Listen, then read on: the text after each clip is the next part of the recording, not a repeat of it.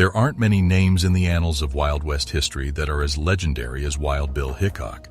Hickok has been depicted in a wide variety of media, including books, films, and television shows, because of his talent as a sharpshooter and his outgoing personality. In this video, we will delve into the life of Wild Bill Hickok and investigate the events that led up to the notorious Hand of the Dead. James Butler Hickok, better known by his nickname Wild Bill, had a life that was rich in both variety and adventure. On May 27, 1837, he joined his parents, William Alonzo Hickok and Polly Butler Hickok. He was born in Troy Grove, Illinois. Hickok was one of 6 children, with 4 brothers and 2 sisters. All of his relatives were devoted Baptists. On the other hand, Hickok's life went in a different direction when he decided to pursue a career as a chariot driver, soldier, scout, lawyer, gunman, and gambler, amongst other occupations. Hickok was a young guy when he resided with his family in a station that was located along the Underground Railroad. There, they assisted in the process of smuggling slaves out of the South. When Hickok and his father were pursued by law enforcement agents who suspected them of transporting more than hay in their carts, the officers opened fire, marking Hickok's first experience with hostile shooting. Hickok's interest in firearms was kindled as a result of this experience, and he began honing his marksmanship skills by aiming his shots at the farm's smaller species. Hickok lost his father when he was only 14 years old due to the anti-slavery sentiments that he had. Hickok began his career as a tow truck driver on the Illinois and Michigan canals 3 years later, when he was 17 years old. Shortly after that, he moved to Kansas and got work as a coach driver on the Santa Fe and Oregon Trail. Around this time, he met Bill Cody, who would eventually become famous for the Buffalo Bill Wild West Act. During 1855, railroad wagons moving along the trail were constantly endangered by robbers and Native Americans. During one of these journeys, Hickok swiftly perfected his marksmanship skills.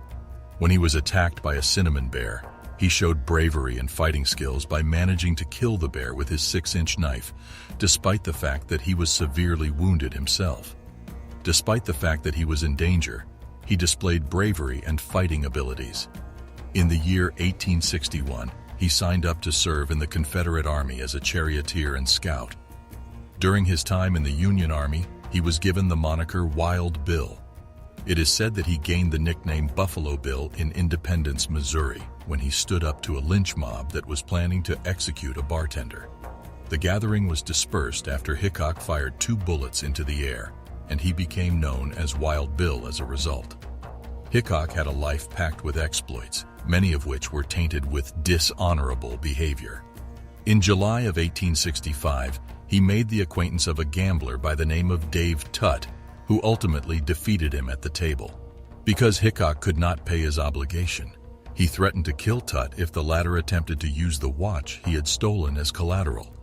When the 2 men first met on July 21, 1865, they were in a public area, and Tutt was wearing the watch with great pride. Hickok was cleared of all charges despite being the one who shot and murdered Tutt. During the time that Hickok served in the Army, he made great friends with General George Custer and boasted that he was responsible for the deaths of over 100 individuals on his own. However, in 1867, he made a bid for the position of sheriff of Ellsworth County, Kansas, but he was unsuccessful. Later in life, he took a job as sheriff in Hays City, where he was involved in multiple shootings, both in self-defense and in the course of confrontations with lawbreakers. Despite his notoriety and his standing as a legendary figure, Wild Bill Hickok was doomed to a tragic end that would ultimately secure his place in history. Hickok came to the lawless town of Deadwood, located in the Dakota Territory, on August 2, 1876. He was looking for possibilities in the gold rush. He had no idea that his run of good fortune was going to come to an end. Hickok participated in a poker game held at Saloon No. 10 on the evening of August 1, 1881. He sat with his back against the wall, which was a habit he formed because he was always on the lookout for potential dangers. He was well known for his great card skills. Hickok found himself in the middle of a crowd of people who were interested in watching the poker game he was playing. It was written in the stars that the hand Hickok was dealt that evening would be known as the dead man's hand throughout the annals of history. He was holding 2 black aces, 2 black eights, and a 5th card that he couldn't identify.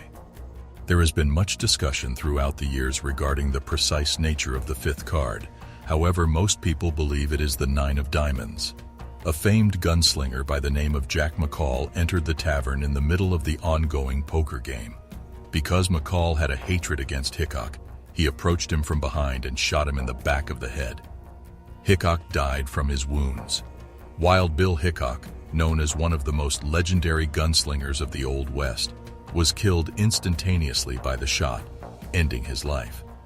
The moment when Wild Bill Hickok was dealt 2 pairs of black aces and eights, which later became known as the dead man's hand, became inextricably linked to the tragic end that befell him and became known as the dead man's hand. Since that time, it has developed a reputation as an omen of bad luck and an imminent catastrophe in the world of gaming, as well as in other areas of popular culture. Jack McCall was arrested and brought to trial, where he claimed that the shooting was an act of retribution for the killing of McCall's brother by James Butler Hickok in Abilene, Kansas. Jack McCall was taken into custody and brought to trial. However, the claim made by McCall was not backed by any evidence, and as a consequence, he was found guilty of murdering the victim. On March 1, 1877, in Yankton, which was then a part of the Dakota Territory, McCall was sentenced to the death penalty and hanged. The death of Bill Hickok marked the end of an era in the Wild West and sent shockwaves throughout the region. Hickok was a prominent figure in the region. Because of his charismatic personality, exceptional gunfighting skills, and reputation for living a larger-than-life life, people's imaginations continue to be captured by him even in modern times. The story of Wild Bill Hickok has been told in many novels, films, and television series, ensuring that his reputation as the most legendary gunslinger of the Old West will endure for many years to come.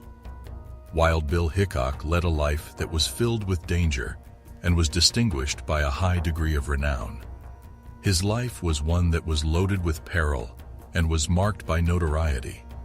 After beginning his career in the Wild West as a chariot driver, he went on to become a lawman and a gambler, all of which helped him carve out a place for himself in the annals of Wild West history. He is now remembered as one of the most influential figures in the history of the Wild West. His tragic death, which was immortalized in the story of the infamous Dead Man's Hand, evokes memories of the anarchy and unpredictability that characterized life in the Old West. The tale of Wild Bill Hickok has been told from one generation to the next, ensuring that his name will always be connected with the pioneering spirit of the Wild West and the most famous people from that era. That's all for today. Let us know your thoughts in the comments below, and don't forget to like, share, and subscribe to our channel for more videos. See you next time.